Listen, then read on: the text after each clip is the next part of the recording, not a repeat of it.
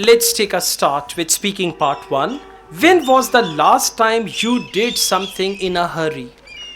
I did something in a hurry last time when I was late to going to school, going to college. So at that point I was in hurry because the lecture will start at 9 p.m. So The that lecture had to I start at had to 9 a.m. 9 a.m. So that's why I was in hurry Yeah, at I that point. rushed to my college to attend that lecture. Try to use a variety of words. I rushed to my college and all that.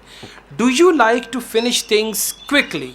Yes, because it gives me more time It to do. gives me. It gives me more time to do other stuff like to relax myself and study other things about nature and scientific knowledge and historical context to learn more about technical courses as well. So it gives more time. So that is why I always like to finish things quickly. Focus the question.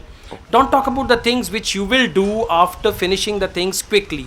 Focus the main topic. What kind of things you would never do in a hurry?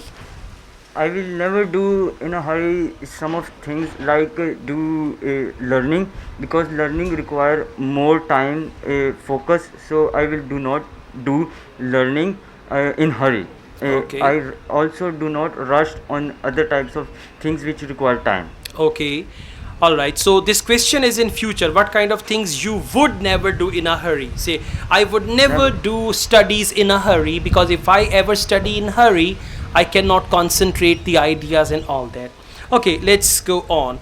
Why do people make mistakes more easily when they are in a hurry?